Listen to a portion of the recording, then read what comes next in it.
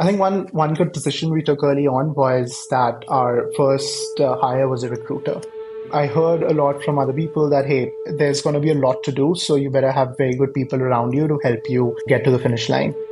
We spent a lot of time in hiring, and how we actually started was that me, Hatica, my co-founder, and our recruiter sitting together, building out the profile, and then just reaching out to people on LinkedIn. Took a lot of selling. I think we sold more to hire people to Hatica than people to buy Hatica. At the same time, I think what we have prioritized from the beginning is the mindset of being an owner, not a renter. I'm Naomi Chopra. I'm the co-founder and CEO of Hatica.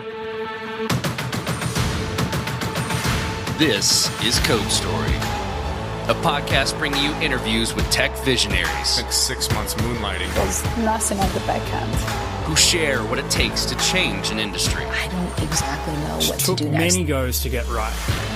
Who built the teams that have their back. The company is its people. The teams help each other achieve. I was proud of our team. Keeping scalability top of mind. All that infrastructure was Yes, we've been fighting it as we grow. Total waste of time. The stories you don't read in the headlines. It's not an easy thing to achieve, mind Took it you. off the shelf and dusted it off and tried it again. To ride the ups and downs of the startup life. You need to really want it. Not just about technology. All this and more on Code Story. I'm your host, Noah Lappart, and today how Naomi Chopra is aggregating activity from all your work apps to help boost developer productivity. This episode is sponsored by NordProtect. In a world where data breaches are on the rise and identity theft is becoming more common, you have to take steps to protect yourself. NordProtect offers you everything you need to keep your identity safe, all in one easy place. It's built to help you safeguard your identity with advanced automation that works 24/7 on your behalf. Things like dark web monitoring, credit monitoring, security alerts, and more. And if the worst should occur, the platform walks alongside you for identity restoration. NordProtect plans come with financial coverage across a wide range of threats, from identity theft to online fraud and scams, so you are covered when it matters most. Get an exclusive 5% discount on NordProtect plans. Go to nordprotect.com/codestory and use the code CODESTORY at checkout. You can also find the link in the episode notes. That's nordprotect.com/codestory. This episode is sponsored by Incogni. Listen, guys, I don't know about you, but I get real tired of managing the spam and cold outreach to my contact info. Those annoying emails, phone calls from unknown numbers, wasting our time and valuable attention. Not to mention the bad stuff from data breaches, which are rising every year. To top it off, data brokers out there harvest our information and sell it to people who intend to spam you and scam you. So what do we do about it? Well, I use Incogni. I signed up to use the platform, and within 30 minutes, hundreds of requests have been sent and completed, removing my data from the public view. Incogni tracks down and removes your personal data from online directories, people search sites, and commercial databases.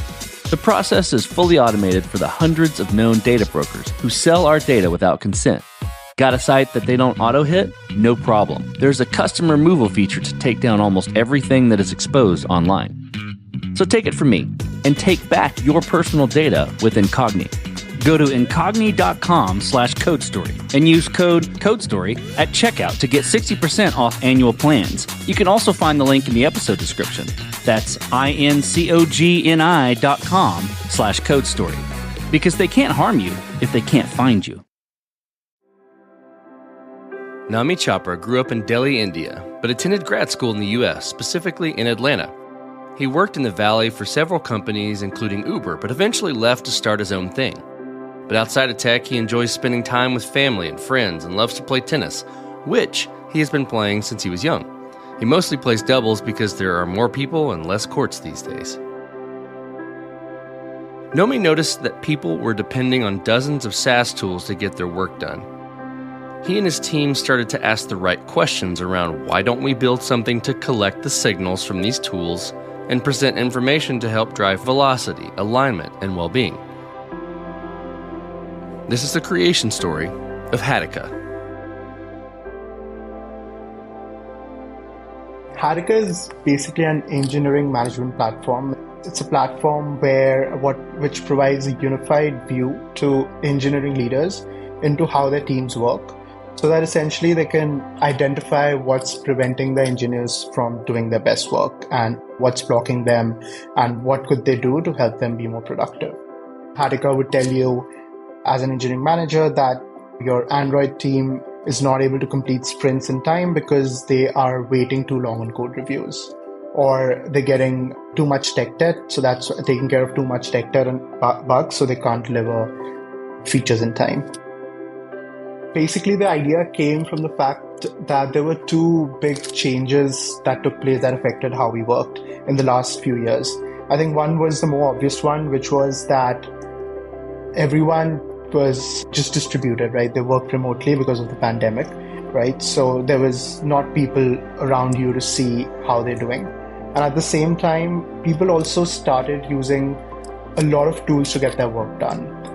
It's basically coined as a term called SaaS sprawl, where people depend on dozens of SaaS tools to get their work done.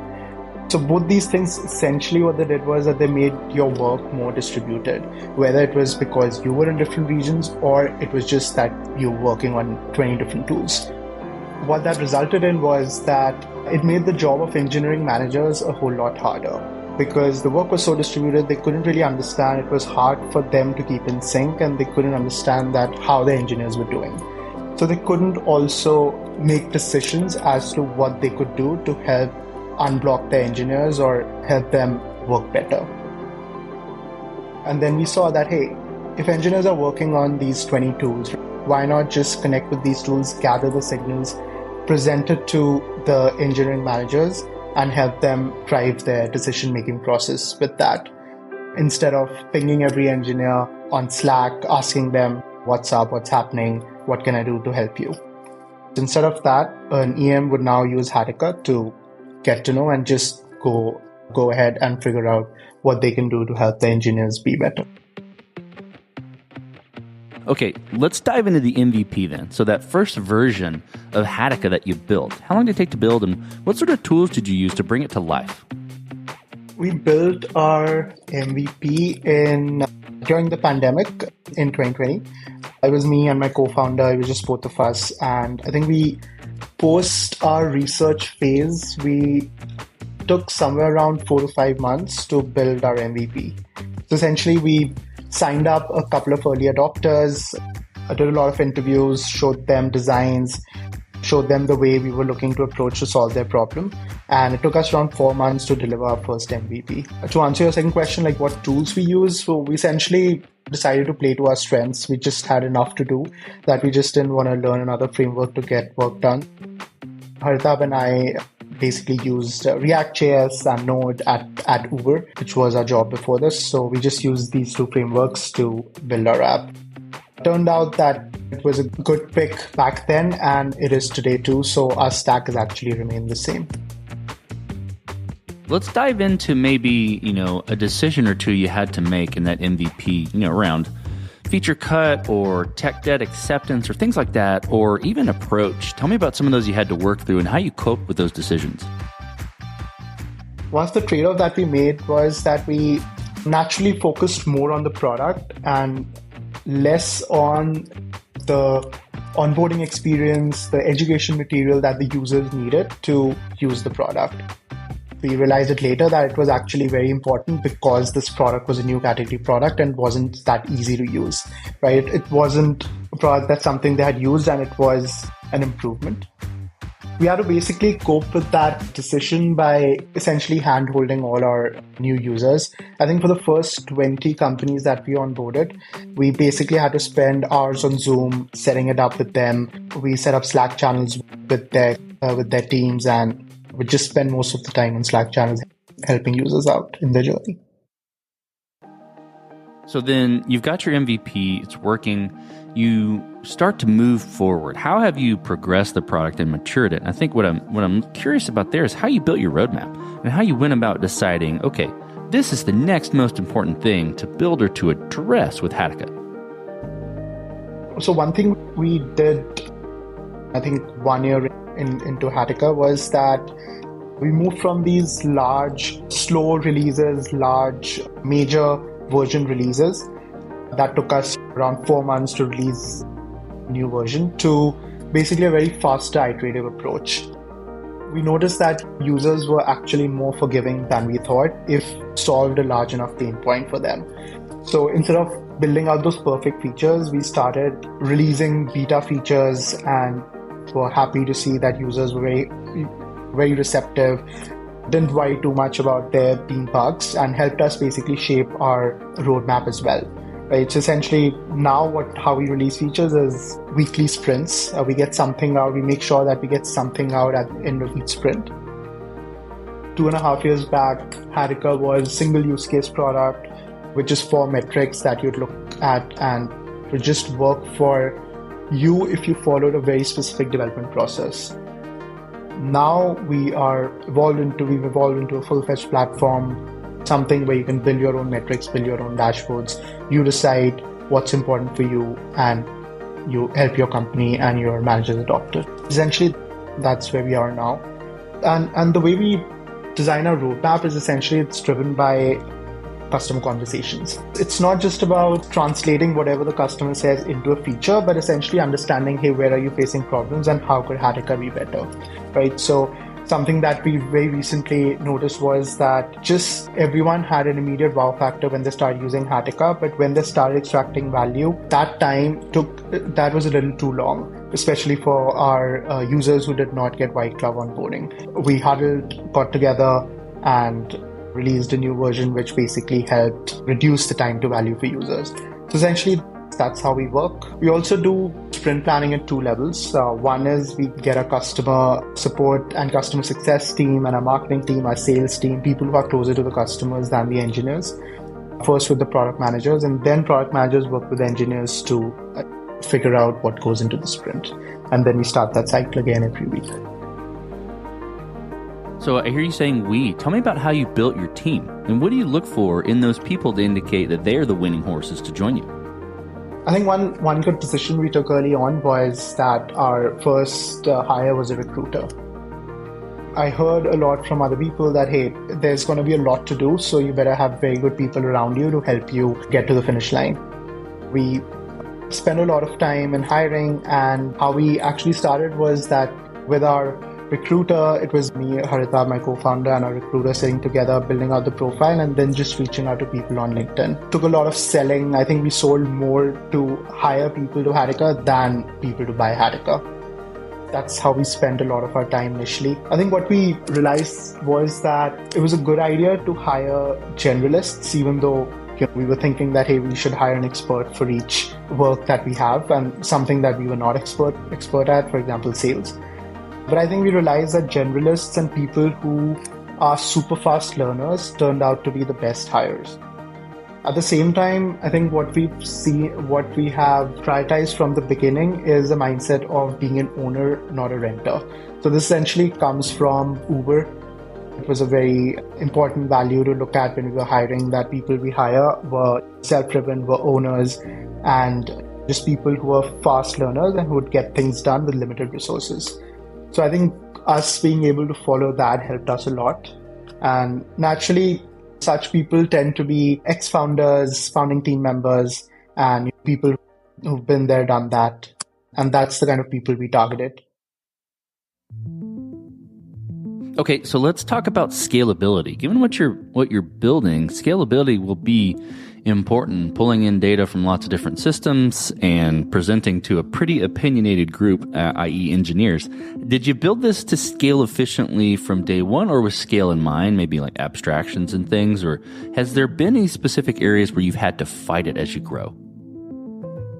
One of the tenets of Hatica was that you would help people base their decision on the full picture, right? So that you just do not look at GitHub Analytics and decide, hey, my engineers are not able to do a good job here, and perhaps I should do something here. So we actually wanted them to get insights from all the tools, right? Because a particular engineer might be spending a lot of time in hiring for you, right? That's equally important. So that's why he couldn't code. So that's why from day one, we built Hatica as a pluggable system. Today, it takes us around 5 days to ship a new integration to a new off-the-shelf product. So we did build it to scale from day one. But I think in hindsight, it wasn't a great decision because it did slow us down a lot. But on the flip side, today, product-wise, infrastructure-wise, Hatica scales up beautifully. So that's the story on the product side. But on the team side, it's not the same though. I think it was completely the opposite. For us, building the product was faster. It was fast. We had a good team going on the engineering side. But when it comes to the team, I think that's where we dropped the ball. It is obvious, but we didn't expect that how slow the process of hiring would be. And also the fact that mistakes are expensive there. One wrong hire, you have to go through the process, see if they work out well. If not, then you have to go through the whole process again, and it takes a lot of time. Product scaled up beautifully, but just the team size, this limitation on the team resources slowed us down a lot. As you step out on the balcony and you look across all that you've built, what are you most proud of? What we've built makes a very significant impact a positive impact on our users. Essentially, what I mean by that is that just by using Hatica in a week, teams are able to improve productivity metrics by over 5%, right? And it just helps them understand so immediately that there were some problems that they didn't see before and things that developers never told them because they were just so busy focusing on building and they were facing issues, but those issues never bubbled up to directors, VPs, CTOs. So I think that's what makes me proud of building something like Hatica. But I think at the same time, I would say that the reason that it makes me so proud is also the fact that having a significant impact and users getting a lot of value from Hatica is actually a combined effort for the whole team, right? So this is where it's not just, the engineering team who built the product gets the credit, but also people like teams like customer success who help adopt this product with the users, our sales team who helps with the initial onboarding, all of this comes together and is what basically makes me proud. Let's flip the script a little bit. Tell me about a mistake you made and how you and your team responded to it. But I think the one that comes up often is we basically from day one built Hatica to scale, right? Something that I just touched upon. So I think from day one, we made it pluggable and infrastructure that would scale to 1 million users when we didn't even have 10, right? And I think we wasted a lot of time there and it just slowed our progress and also took us slower to go to the market. So I think had we not made that decision, I think we could have the metrics we have today, the traction we have today, we could have achieved it maybe 8 to 12 months before. That would be the number one mistake we did. So let's switch to future. What does the future look like for the product and for your team? So 2023 was a good year for Hatica. So we gained considerable traction. We shipped some big features that work. So I think we've spent last 2 months essentially building a roadmap for 2024. We are working on a complete revamp, something that is much easier to use, but gives the same value to our users, basically a V3 of Hatica. We're also making it AI first. Very soon, when you'd use Hatica, you wouldn't see a bunch of numbers, but you could actually chat to a chatbot and get insights as to what you could do to help your team do better. And we also just recently made an acquisition, which we'll announce soon.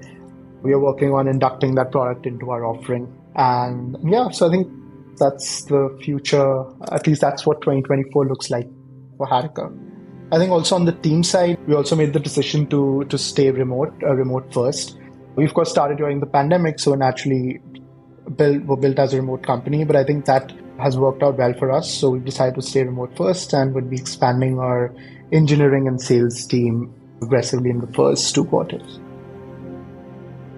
Let's switch to you, Naomi. Who influences the way that you work? Name a person or many persons or something you look up to and why. So I think it changed a lot the way I work when I had a job versus when I'm a founder. People who've influenced the most how I work today is essentially current and ex-founders. I made it a point early on to engage with a lot of ex-founders, a lot of current founders to basically learn and And specifically, what I made it a point to reach out to ex-founders. I think it was a blog that I read by one of the VCs that basically said that, hey, we happily invest in founders who have failed. And fail was in double quotes, which I also believe that founders never fail, so to speak. I read that blog and it resonated with me that, hey, they've gone through the ups and downs, struggled more than perhaps a successful founder. So I reached out to a lot of ex-founders and we built a community of sorts, and I just learned a lot from them. And they've perhaps influenced the most on how I work today. Okay, we talked about a mistake earlier, but this is a little different spin. If you could go back to the beginning, what would you do different? Or where would you consider taking a different approach? Doesn't have to be something that, didn't work. Could have even worked well, but maybe you'd tweak it a little bit. What I would do differently would be that I would have hired experts a lot earlier. Just the general wisdom was that, hey, initially you should just get a lot of generalists. And we listened to that. We got a lot of generalists, but there are a lot of things that when you're going from 0 to 1, generalists work well. But I think post our 1 to 10 journey, when you also start doing things like your post PMF and you start closing $1 million enterprise deal, right? That's something perhaps someone who's a generalist who's never done this wouldn't be able to learn immediately. And those things often do not come by easily when you're in your early days as a startup. So I think just having experts, I think perhaps is something I would have done differently and would have done that early on. I think we just did it a little too late. Naomi, last question. So you're getting on a plane and you're sitting next to a young entrepreneur who's built the next big thing. They're jazzed about it. They can't wait to show it off to the world and can't wait to show it off to you right there on the plane. What advice do you give that entrepreneur, having gone down this road a bit? I'd give the same advice that I got in a very similar setting. I think this was again on a plane, and I sat next to someone who was basically reading Peter Thiel's book, and I just started talking to him, and turned out that he was a founder of a very big data infrastructure company. And I asked him the same question, right? And I think I'd say the same thing. The biggest thing the most important thing that you can invest your time in is building a great founding team. This journey is pretty difficult, especially early on, right? Especially the journey to product market fit. It's a difficult journey. You don't know if you're going to come out alive on the other end. And I think if you could just have a very good founding team, a great co-founder, of course, that's a start, but also a very good founding team can essentially help increase the chance of success, which anyways are very low, right? And at the same time, make that roller coaster ride a little easier. Couldn't agree more. That's fantastic advice. Well, Naomi, thank you for being on the show today. Thank you for telling the creation story of Hatica. Right. Thank you, Noah. It was a pleasure. And this concludes another chapter of Code Story.